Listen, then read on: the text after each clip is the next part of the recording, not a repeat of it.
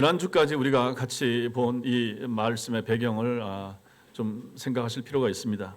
이스라엘 백성들이 이제 모압 평지에서 새롭게 인구 조사 숫자 인구 센서스를 했죠. 그것을 통해서 군대를 재편성하고 더 중요한 것은 이제 가나안 땅에 들어가서 땅을 분배해야 될 것을 위하여 인구 조사를 한 거죠. 그리고 그 원칙을 세웠습니다. 그러고 나서 하나님께서 모세를 통하여 새로운 지도자 여호수아를 세웠습니다. 이제 가나안 땅에 들어갈 준비를 모두 마치게 된 것입니다. 그때 하나님께서는 이스라엘 백성이 가나안 땅에 들어가서 이제 지켜야 될 제사와 절기에 대하여, 특히 오늘 28장 29절은 제물에 대한 자세한 규례, 규정을 주고 계신데, 이것이 이제 오늘 28장과 29장 전체에 걸쳐서 나타납니다. 이에 관한 내용은 우리는 보지 않았지만 출애굽기 29장과 레위기 23장에도 이런 내용들이 나와 있습니다. 근데 여기서 다시 이제 가나안 땅 들어가는 것을 앞두고 이것을 다시 반복하는 것은 이스라엘 백성들에게 가나안 정복 전쟁에서의 승리와 그 이후의 축복을 위해서는 무엇보다도 먼저 창조주요 구원자 되신 하나님과의 바른 관계가 중요하다 하는 것을 가르치기 위하여 이것을 다시 여기서 강조하는 것입니다. 따라서 오늘 우리가 볼 이 말씀에서 중요한 것은 하나님을 기억하는 것, 하나님을 기억하고 하나님께서 베푼 은혜를 기억하는 것, 그것이 제일 중요하다 하는 것입니다. 오늘 말씀을 같이 나눌 때도 이러한 하나님의 뜻을 잘 발견하는 그런 은혜가 여러분과 저에게 있게 되길 바랍니다. 먼저 우리는 기억의 장치인 제사와 절기에 대하여 볼 필요가 있습니다. 기억의 장치로서의 절기와 제사. 자, 우리가 바쁘게 살다 보면 기억해야 될 여러 기념일들, 예를 들면 결혼 기념일이나 뭐 가족이나 친구 생일 같이 소중한 날들을 잊어버리면 안 되는데 잊어버릴 수도 있습니다. 저도 얼마 전에 이제 결혼 30주년을 지났는데 무사히 잘 지났습니다. 여러분들이 아시는 것처럼 저도 기억하는 면에 있어서 약점이 있다 보니 여러 가지를 잘 잊어버립니다. 절대로 잊으면 안 될 그런 일들을 잊기도 하는데, 요즘 같으면 요즘 남편들이 감히 어떻게 아내 생일을 잊을 수가 있겠습니까?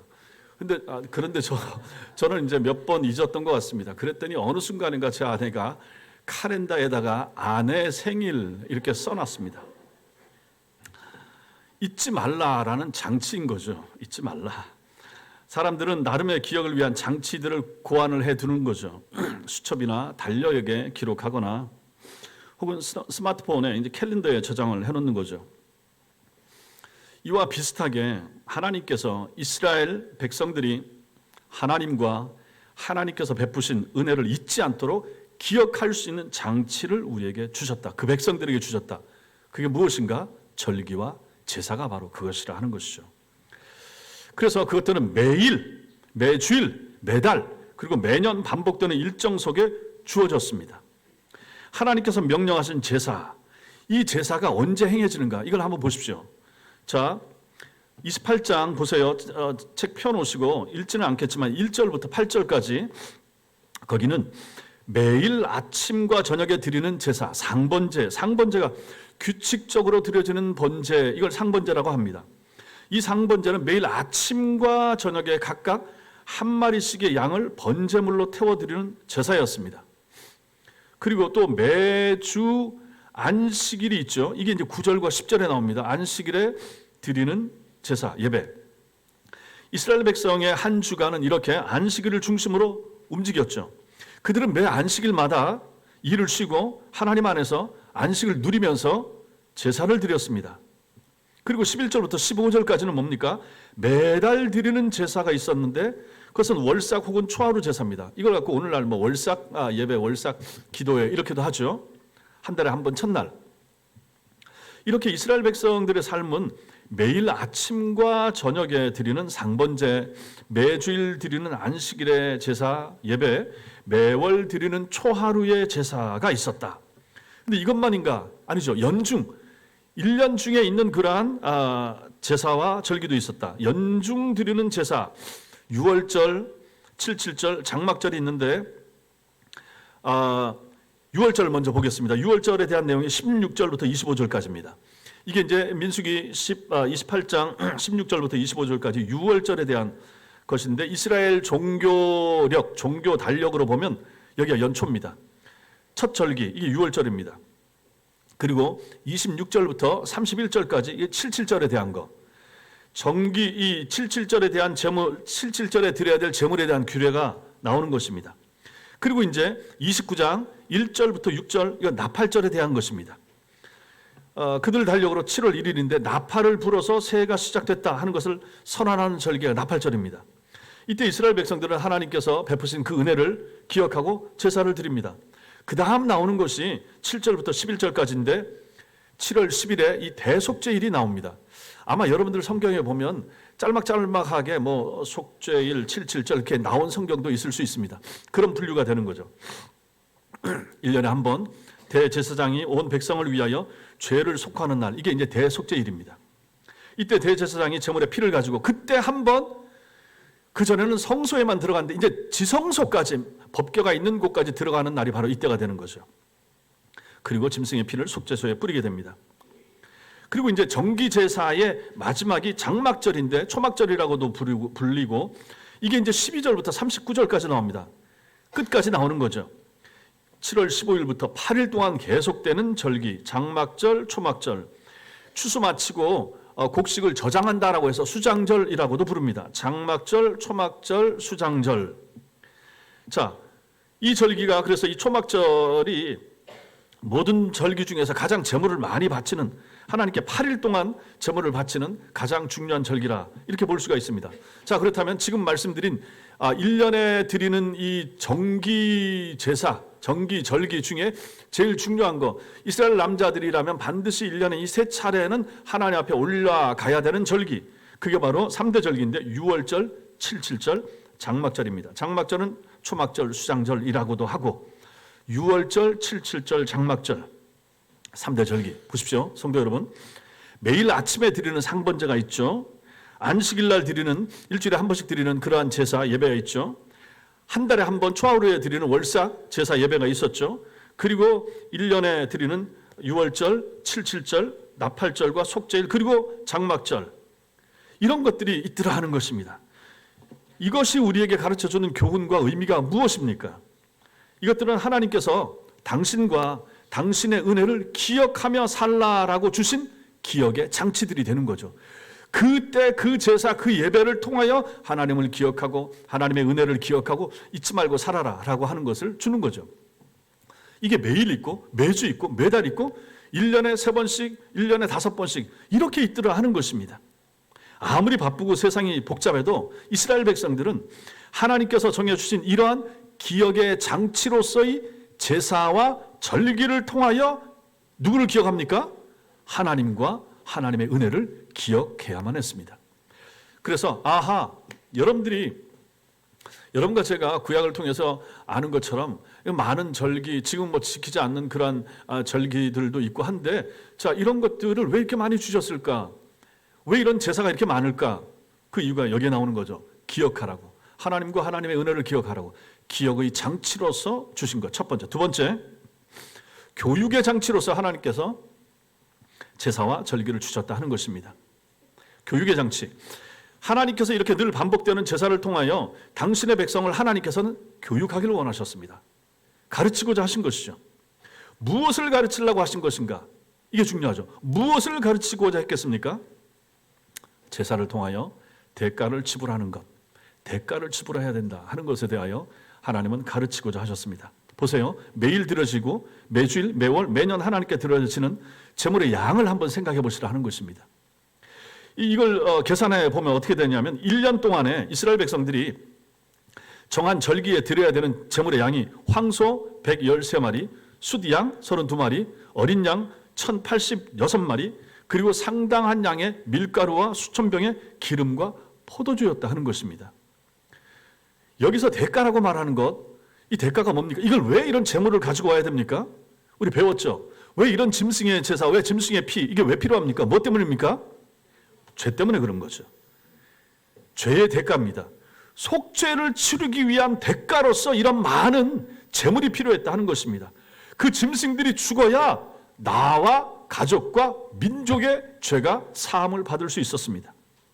그들은 제사를 통해서 제물이 드려질 때마다 자신들이 죄인이라 하는 것을 기억해야 했고, 자신들을 대신하여 바쳐지는 짐승의 죽음 앞에 떨어야 했던 거죠.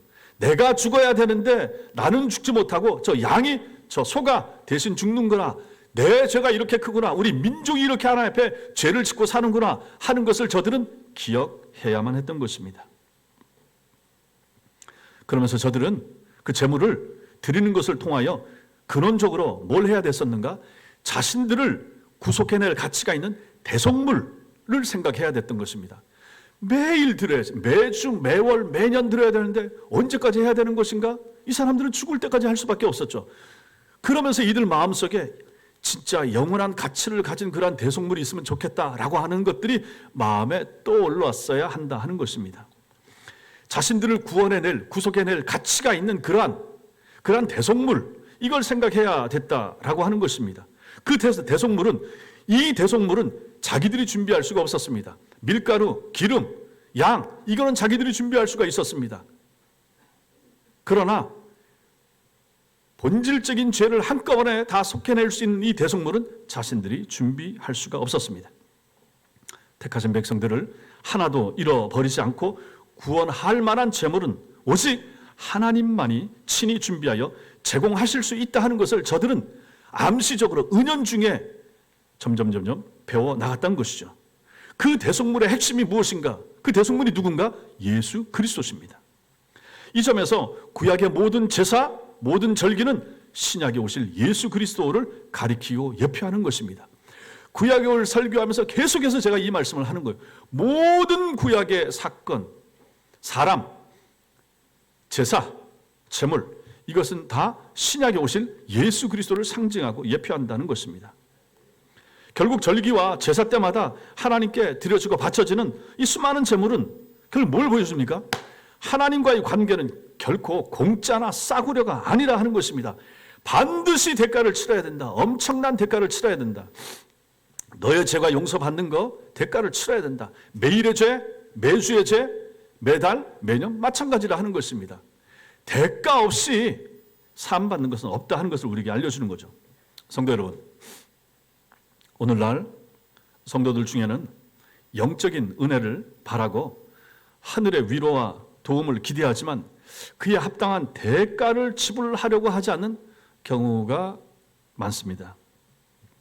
헌신이 없는 위로, 책임지지 않아도 되는 영적 관계를 원하는 거죠.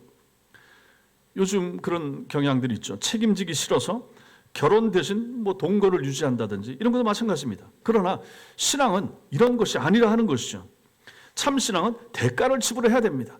결혼을 해도 마찬가지인 거죠. 결혼을 하면 남자는 여자에 대하여, 여자는 남자에 대하여 책임져야 되는 거죠. 자식이 생깁니까? 자식을 책임져야 되는 거예요. 그것이 그 언약하고 결혼하고 한 관계에 있어서는 반드시 따라야 되는 책임이라 하는 것이죠. 책임지기 싫습니까? 책임 못 지겠습니까? 그럼 하면 안 되는 거죠. 신앙도 마찬가지라 하는 것입니다. 이스라엘 백성들이 거룩하신 하나님과의 언약 관계를 유지하려 한다 하면 그들은 뭘 해야 됩니까? 거룩해야 됐고, 거룩하기 위해서는 대가를 지불하는 것을 배워야 했다 하는 것입니다. 대가를 지불하지 않는 신앙은 온전한 신앙일 수가 없습니다. 오늘날 헌금에 대하여 예민하게 반응하는 사람들이 많습니다. 그래서 목회자들이 헌금 설교 잘 안 합니다. 저도 그 중에 하나일 수 있습니다. 그러나 분명히 아셔야 됩니다. 하나님께서 지금 우리가 보는 것처럼 구약 백성들에게 희생적으로 제물을 드려야 한다 하는 것을 얼마나 많이 구약 성경에서 강조하고 있는가 하는 것이죠. 그리고 그것을 제도로 정하셨다 하는 것입니다. 신약에는 헌금이 없습니까? 신약에도 자발적으로 여러분들이 오늘 말씀에도 나온 것처럼 인색하지 말고 기쁨으로 즐거움으로 즐겨내라. 얼마나 그런 말씀이 자주 나옵니까? 대가가 필요하다 하는 것입니다. 마태복음 10장에 나오는 주님의 제자가 될 뻔한 한 남자를 보십시오. 이 사람 누굽니까? 재물이 많은 부자였습니다. 공간복음에 나오는 기록들을 종합해 보면 그 사람은 젊은 관리였습니다.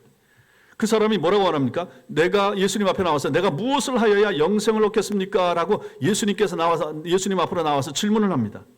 그가 누구신지 잘 아는 우리 주님께서 몇 차례 질문 뒤에 그에게 결정적인 마지막 요구를 하십니다. 이것이 마가복음 10장 21절입니다. 읽겠습니다. 시작.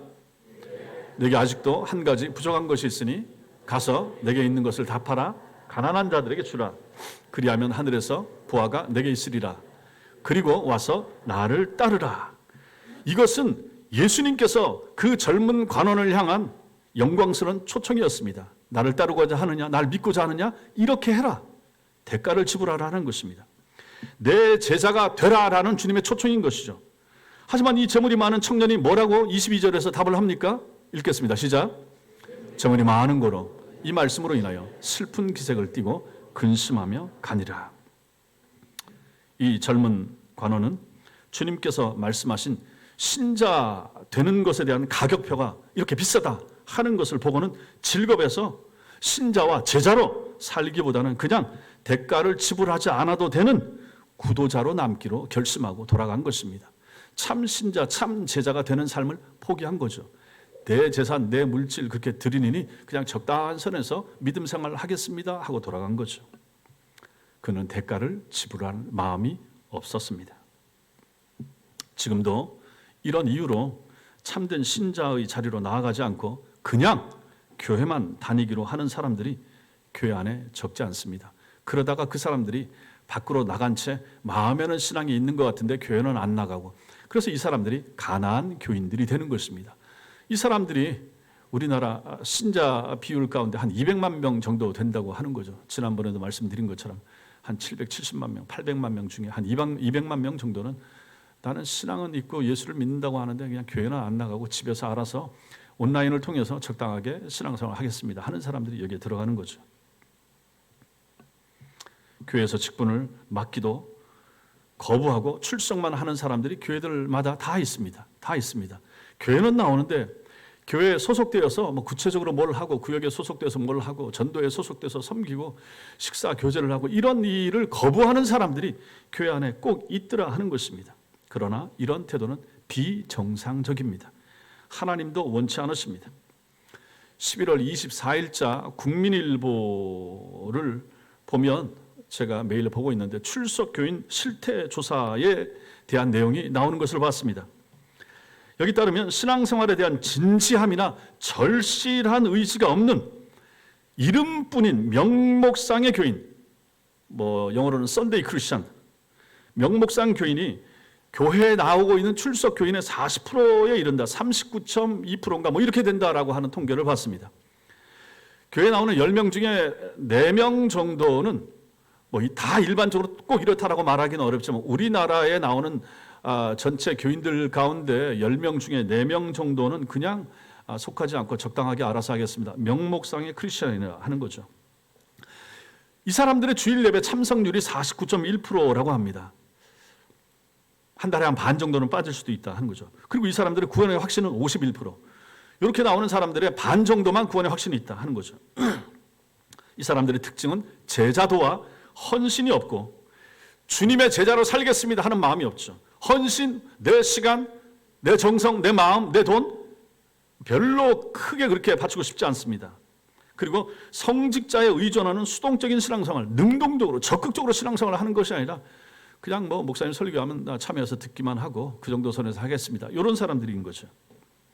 이들에게서 주님을 위한 헌신이나 희생을 기대할 수가 있겠습니까? 우리 중에는 없기를 바라지만 만약에 이런 분들이 계시다 하면 이런 모습에서 벗어나셔야 됩니다. 하나님의 백성은 대가를 지불할 줄 아는 사람들입니다. 로마서 12장에서 사도 바울이 말씀한 것이 그것입니다. 로마서 12장 1절 읽겠습니다. 시작. 그러므로 형제들아 내가 하나님의 모든 자비하심으로 너희를 권하노니 너희 몸을 하나님이 기뻐하시는 거룩한 산 제물로 드리라. 이는 너희가 드릴 영적 예배니라. 너희의 몸을 거룩한 산 제물로, 하나님이 기뻐하시는 거룩한 산 제물로 하나님께 바치라, 드리라 하는 것입니다. 대가를 지불하는 신앙생활, 대가를 지불하는 것을 주저하지 않는 그런 믿음 생활을 하는 여러분과 제가 되시기를 주님의 이름으로 축원합니다. 세 번째로 제사와 절기는 무엇인가? 교제의 장치가 됩니다. 먼저는 기억의 장치, 교육의 장치, 그리고 교제의 장치. 하나님께서 명하신 제사와 절기들은 기억의 장치이고 교육의 장치일 뿐만 아니라 교제의 장치이기도 했습니다. 이스라엘 백성들은 누굽니까? 하나님과 사귀는 사람들입니다. 하나님과 교제하는 백성입니다. 그리고 이 교제는 하나님께서 정해 주신 때는 어떤 이유로도 어떤 중요한 일로도 양보할 수가 없는 것입니다.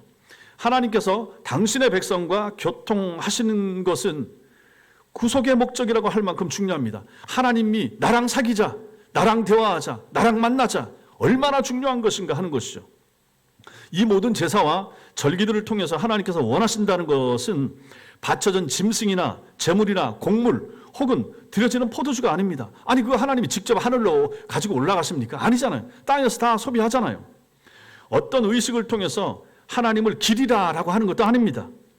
그 모든 제사와 절기는 모두 하나님께서 와라, 내 앞으로 와라, 그리고 나랑 교제하자, 사귀자, 대화하자 하는 하나님의 초청인 것입니다.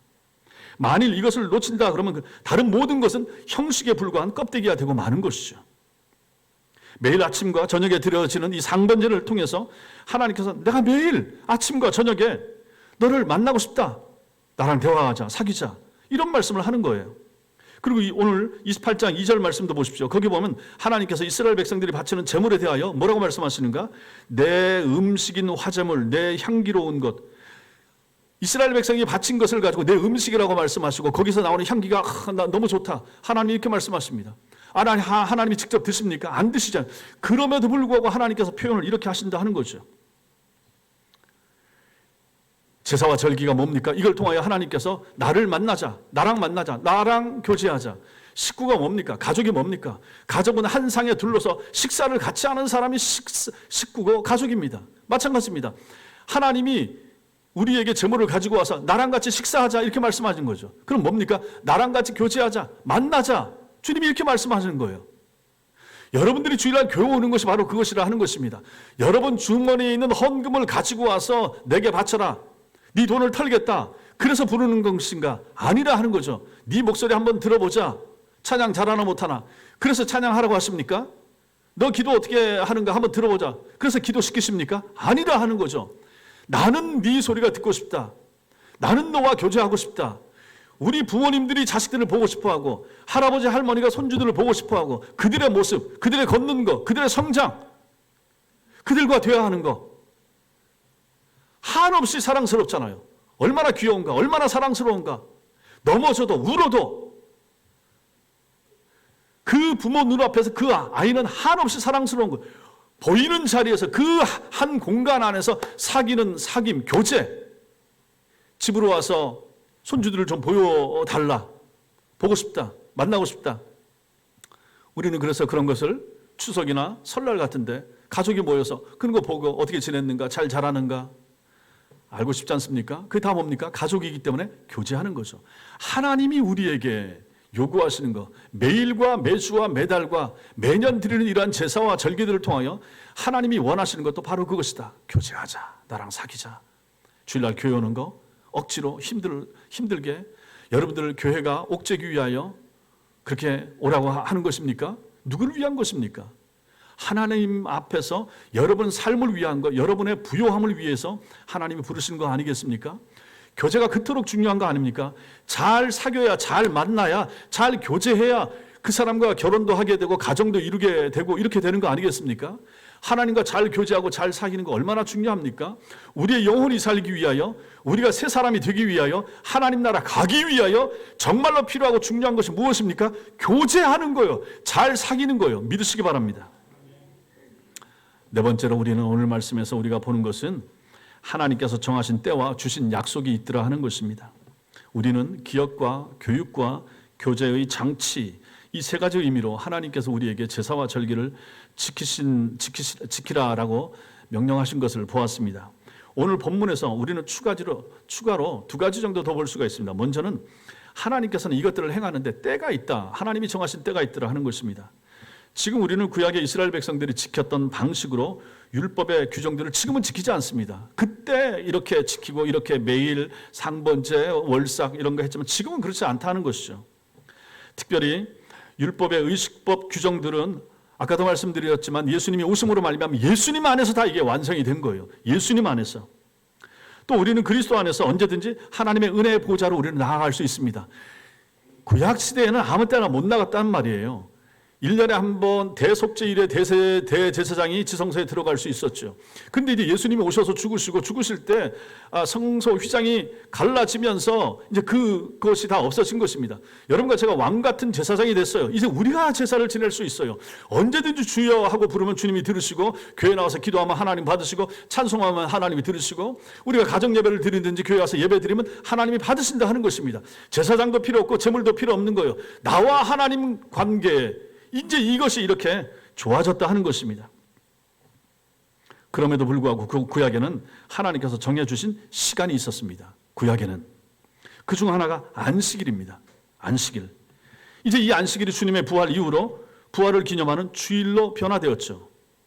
그래서 이제는 신약 이후의 백성들은 주일날 모이게 됩니다. 주일날 모여서 예배를 드립니다. 정한 날 주의 백성이 한 자리에 모여서 하나님께 감사와 찬송과 영광을 올려드리는 거죠. 그래서 주일이 우리에게 중요한 것입니다.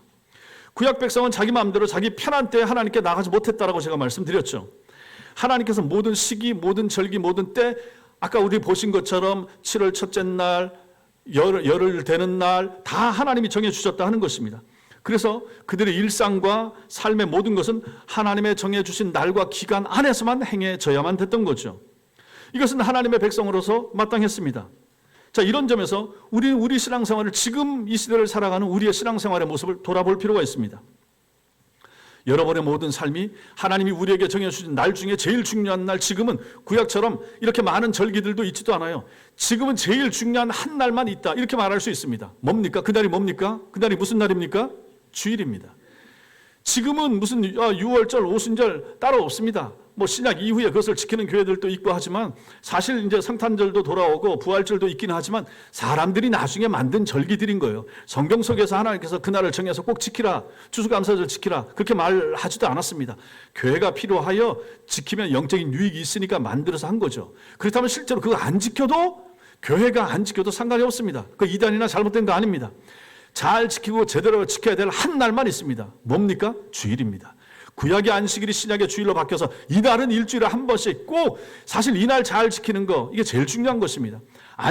주일 속에 부활절도 있고 주일 속에 성탄절도 있는 거예요. 주일 속에 추수감사절도 다 들어있습니다. 감사도 있고 예수님의 오심도 기념할 수 있고 주님 부활을 생각합니다. 언제? 주일날이요. 이게 제일 중요합니다. 이날 잘 지키면 되는 거예요. 여러분은 이러한 가치를 가지고 주일을 지키고 계신가 돌아보셔야 되는 것입니다. 정말로 여러분들의 삶에 있어서, 여러분들의 신앙생활에 있어서 주일이 정말로 그렇게 중요한가 생각해 보시라 하는 것입니다. 또 하나 더 우리가 알아야 될 것은, 하나님께서 제사를 통해서 중요한 거, 자기 백성에게 부요함, 풍요를 약속하셨다는 것입니다. 이게 뭡니까? 엄청난 양의 제물을 바치라고 하죠. 하나님이 앞에서도 말씀드린 것처럼 이것들을 다 준비하려고 그러면 어떻게 해야 되겠습니까? 아니, 없는데 하나님이 바치라고 하겠습니까? 이게 중요한 거예요. 있으니까 바치라고 하는 거예요. 하나님이 허락했기 때문에 바치라고 하는 거예요. 양도 많이 주고 소도 많이 주고 염소도 많이 주고 밀가루도 많이 주고 기름도 많이 주고, 이제 가나안 땅에 들어가면 하나님께서 주실 거예요. 주실 거를 가지고 받아서 그 받은 많은 가운데 바치고 드리라 하는 것입니다. 아니, 이거 주지도 않으면서 바치라 내라 하면 사기꾼 아닙니까? 우리 하나님이 그런 분이십니까? 아닌 거죠. 여기서 우리가 이것을 볼 필요가 있다 하는 것입니다. 아하, 하나님께서 이렇게 많은 것을 바치라고 하고, 매일 아침 저녁에 바치고, 일주일에 한 번씩 바치고, 매월로 바치고, 1년에도 3번씩 5번씩 바치려고, 이거 다 바치면 우리 어떻게 살아? 아니라 하는 거죠. 바치라고 하시는 하나님께서는 그보다 더 많은 것을 주실 준비가 되어 있기 때문에 하나님께서 바치라고 말씀하는 거예요. 이거 바치고 우리 어떻게 살지? 그 생각을 한다 그러면 이 사람은 하나님의 공급하심과 하나님의 선하심을 모르는 사람인 거죠. 하나님의 선하심을 신뢰하고 믿는 사람은 어떻게 합니까? 우리가 그 많은 재물을 하나님께 드릴 수 있을 만큼 하나님께서 내게 부어주시겠구나, 이것을 생각하시라 하는 것입니다. 이것이 믿음입니다. 이것이 신앙입니다. 기독교 신앙에 대하여 오해하지 말아야 됩니다. 교회가 헌금만 거들라고 하고 돈만 털라고 하고, 그렇지가 않다 하는 것입니다. 우리에게 헌신과 희생을 요구하시는 하나님께서는 우리에게 풍요와 넉넉함을 허락하시는 분이시다 하는 사실 믿으시기 바랍니다. 하나님은 우리에게 주지도 않으면서 요구하시는 그런 수전노와 구두쇠 같은 분인가? 절대로 그렇지 않다 하는 것이죠. 사랑하는 성도 여러분, 오늘 말씀드린 이 부분을 우리의 삶에 적용을 할 수가 있습니다. 세 가지를 하셔야 됩니다. 첫째, 우리는 기억하면서 살아야 됩니다. 기억하면서 사는 거. 아무리 바빠도 하나님께서 주신 주일을 기억하면서 사셔야 됩니다. 교회가 정해서 예배하기로 한 그런 날, 주일날은 하나님이 정해 주셨지만 교회가 정한 거, 수요일 예배, 금요 기도회, 새벽 기도회, 그 다음에 각종 이제 모임, 이거 다 마찬가지입니다. 참여하는 거죠. 그걸 참여함을 통하여 우리는 하나님을 기억하는 것입니다. 만일 우리에게 주일과 예배가 없다면 우리가 우리의 삶에서 하나님을 잘 기억할 수가 있겠습니까? 그래서 어떤 분들은 너무 바쁘게 지내다 보니까 주일을 그냥 지나가잖아요. 너무 바쁘다 보니까 주일을 기억을 못하는 거예요. 그리고 다음에 기억나면 주일날 교회 나가고, 이래서 정상적인 신앙생활을 할 수가 있겠는가? 못한다 하는 것이죠. 하나님께서 우리에게 베풀어 주신 은혜를 이런 모습 가운데 기억이 나겠습니까? 안 되는 것이죠. 그래서 주일은 소중합니다. 주일이 무너지면 우리의 신앙을 유지하는 것은 불가능합니다.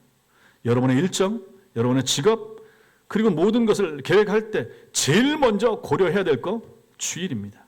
주일이 항상 우리의 신앙생활의 기초, 기본, 근본이 되는 것이 필요하다 하는 것입니다. 제일 힘들고 어려울 수 있지만 그럼에도 불구하고 여러분과 제가 믿음의 길을 가고 끝까지 신앙의 길을 가고 하나님이 허락하신 하나님 나라를 들어가기를 소망한다 그러면 반드시 해야 될 기본적인 거 두 가지, 직분자로 세움받을 때 필요한 거 두 가지, 주일 성수와 11조 하는 것은 가장 기본이 아닌가 하는 것입니다. 이것도 아닌데도, 이것도 안 하는데도 불구하고 그 사람을 직분자를 세운다든지 뭘 일을 맡긴다든지 이게 가능하겠습니까?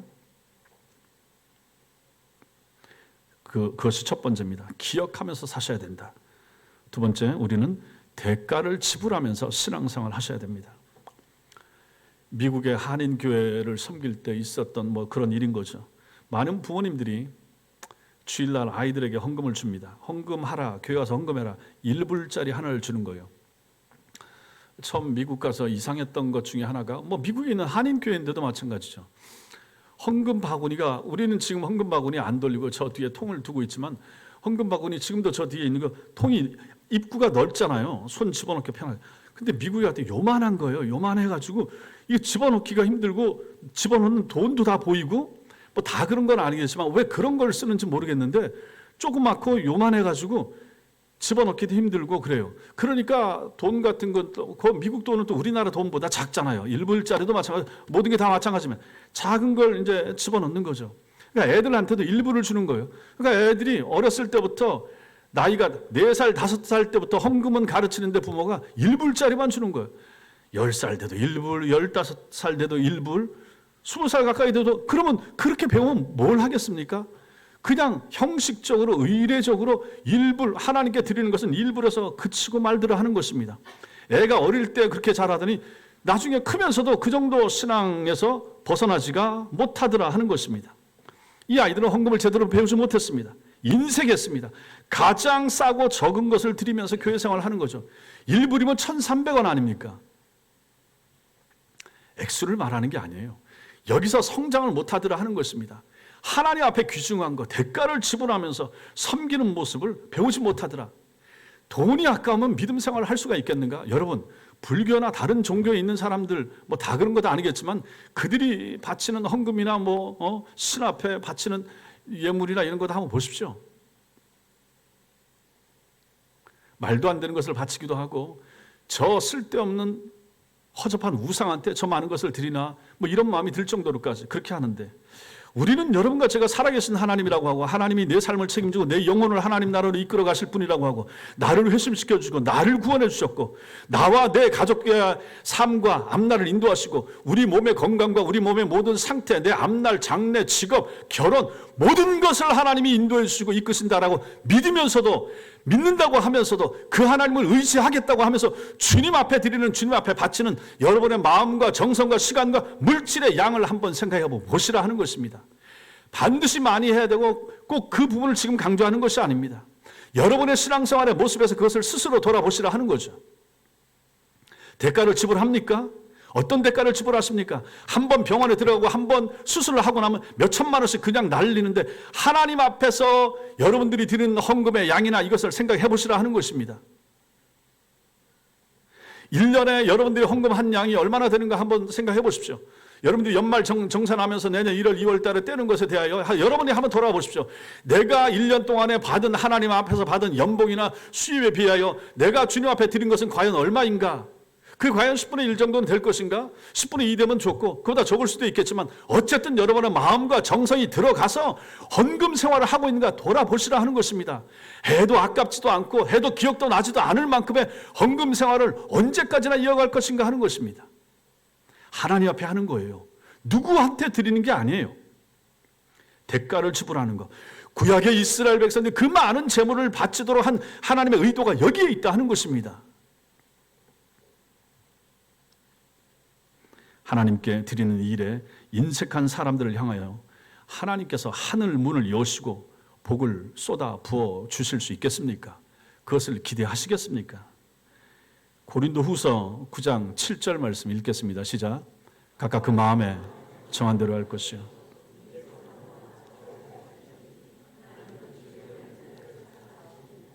이 말씀에 순종하는 여러분과 제가 되시기 바랍니다. 세 번째로 우리는 하나님과 충분히 교제하면서 살아가셔야 합니다. 여러분들은 매일의 상번제와 같이 아침과 저녁으로 하나님과 교제하십니까? 매일 성경 읽으십니까? 매일 기도하십니까? 그렇게 하시려고 노력하셔야 됩니다. 그런 삶이 없었던 라오디게아 교회를 향해서 주님께서 하신 말씀이 계시록 3장 20절입니다. 시작. 볼지어다 내가 문 밖에 서서 두드리노니 누구든지 내 음성을 듣고 문을 열면 내가 그에게로 들어가 그와 더불어 먹고 그는 나와 더불어 먹으리라. 아멘. 이 말씀은 불신자들에게 하는 말씀이 아니에요. 라오디게아 교회 교인들에게 하는 말이에요. 여러분과 저에게 하는 말씀이에요. 주님께서 나는 너와 더 깊은 교제를 나누고 싶다. 난 너하고 더 많이 대화하고 싶어. 난 네가 교회 와서 네가 시간을 내서 기도하는 것을 듣고 싶어. 난 네 찬송 듣는 소리가 너무 좋아. 다른 사람은 뭐라고 해도 나는 네 찬송 소리가 듣고 싶다. 너 기도 소리가 듣고 싶다. 네가 성경을 펴서 읽고 성경을 외우는 것이 나는 좋다. 힘들지만 어렵지만 성경 암송되어야 한다고 힘들고 하겠지만 나는 너의 그 수고, 그 열심, 그 스트레스 그래도 난 네가 그랬으면 좋겠다. 여러분 한번 생각을 해보십시오. 주님이 그렇게 좋아하신다. 나에게, 우리에게. 그럼 우리가 해야 되지 않겠습니까? 하나님과의 교제인 것입니다. 하나님께서 우리와 이렇게 깊이 교제하기를 원하십니다. 말씀 읽기와 찬양과 그리고 기도가 하나님과 교제하는 일들입니다. 예배하는 거 하나님과 교제하는 시간입니다.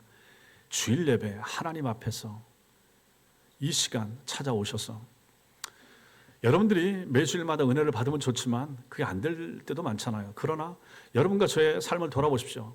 모든 예배 다 은혜 받지 못합니다. 그럼에도 불구하고 어느 한순간 그때 들었던 말씀 그것이 내 영혼을 쳐서 나를 변화시키고 내게 다가와 새 사람을 만들어주고 주님 앞에서 내가 죄인이구나 깨닫고 열심히 해야지. 믿음 생활 잘해야지. 주님만 의지해야지. 기도 열심히 해야지. 그런 순간들이 있지 않았습니까? 그것은 예배를 통해서만 가능한 것입니다.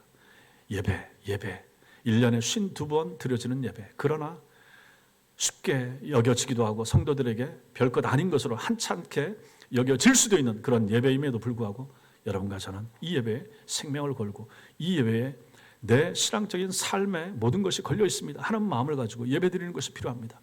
하나님 아버지, 내 옆에 있는 우리 아이들, 우리와 같이 예배드리는 우리 교우들이 이 예배를 통하여 하나님을 만나고 하나님을 체험할 수 있게 되기를 원합니다. 우리가 믿음이 강해지지 않으면, 큰 믿음, 든든한 믿음을 가지고 우리가 신앙생활을 하지 않으면 어떻게 이 험악한 세상을 이겨낼 수가 있겠습니까? 얼마나 어려운 세상, 어려운 일들이 많은데 이것을 어찌 이기면서 우리가 살아낼 수가 있겠습니까? 춘천에서 새벽기도 마치고 길 건너던 세 분이 60대, 70대가 80대 어떤 나이 드신 분이 차 친 것 때문에 새벽기도 갔다 오다 한꺼번에 세상을 떠났다. 이런 걸 보면서 이건 참 어떻게 설명을 해야 될 것인가. 기도 생활을 한다고 열심히 하는 하나님의 사람들 한순간에 세상을 떠난다. 하나님 과연 살아계신가? 우리 묻고 싶지 않습니까? 하나님이 살아계시면 이런 사람들에게 오히려 복을 주셔야죠 라고 묻고 싶지 않겠습니까? 그럼에도 불구하고 우리는 그 하나님을 믿고 섬기고 의지하면서 나가려고 하는 사람들 아니겠습니까? 그런 여러분과 저에게 필요한 것이 무엇입니까? 믿음입니다. 믿음입니다.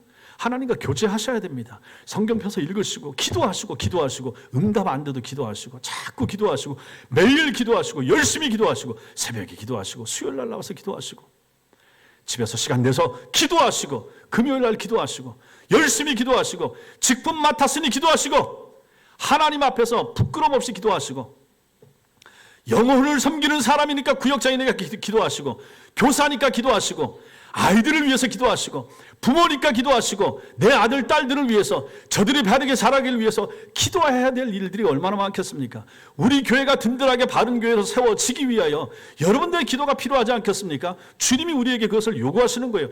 나랑 교제하자. 나한테 말해라. 뭐든지 말해라. 아픈 거 있으면 말해라. 힘든 거 있으면 말해라. 스트레스 받는 거 있으면 말해라. 사업이 어렵느냐? 직장생활 힘드냐? 내게 말하라. 결혼하고 싶으냐? 뭐든지 나한테 말하라. 공부 때문에 필요한 것이 있느냐? 나한테 말하라. 주님이 원치 않습니까? 이런 부분을 가지고 주님 앞에 나가서 기도하는 여러분과 제가 되셔야 될 것입니다. 이렇게 오늘 말씀을 잘 생각하면서 우리에게 이스라엘 백성들에게 제사와 절기를 통하여 원하시는 하나님의 뜻과 의지, 그리고 오늘날 주일을 통하여 우리에게 허락하시는 하나님의 마음, 이것을 잘 이해하시고 믿음 생활을 잘 하시는, 그리하여 풍요케 하시는, 복을 허락하시는, 풍성한 하늘과 땅의 복을 허락하시는 하나님을 체험하는 은혜가 여러분과 저에게 있기를 주님의 이름으로 축원합니다. 기도하겠습니다.